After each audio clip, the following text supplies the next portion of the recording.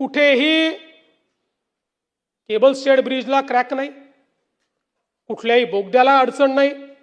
उलट लोकांनी तर सांगितलं की बोगद्यामध्ये इमर्जन्सीची बटन दाबल्याबरोबर 3 मिनिटांमध्ये क्रेन आमच्याकडे आली.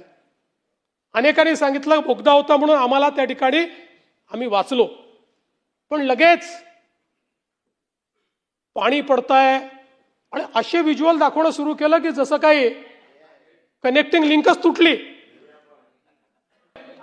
की जणू काही 7,000 कोटी पाण्यात गेले. जयंतराव, 18 तासामध्ये ट्रॅफिक सुरू झाला. यांच्या थोबाडावर टिचून. आणि सवाल हा नाही आहे, अरे देवेंद्र फडणवीसला शिव्या द्या, त्याला सवय आहे, शिव्या प्रूफ आहे मी.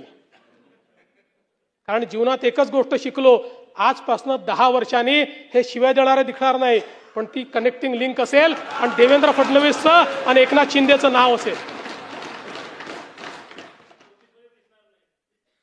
पण माझा आक्षेप या गोष्टीला आहे, मला बदनाम करा पण महाराष्ट्राला बदनाम करू नका.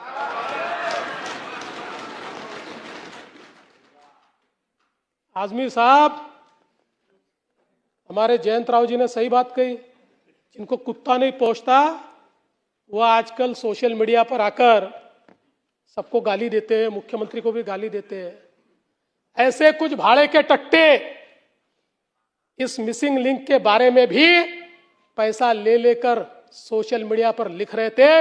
उनको भी कह देना चाहता हूं, अगर महाराष्ट्र का अपमान करोगे छोड़ूंगा नहीं.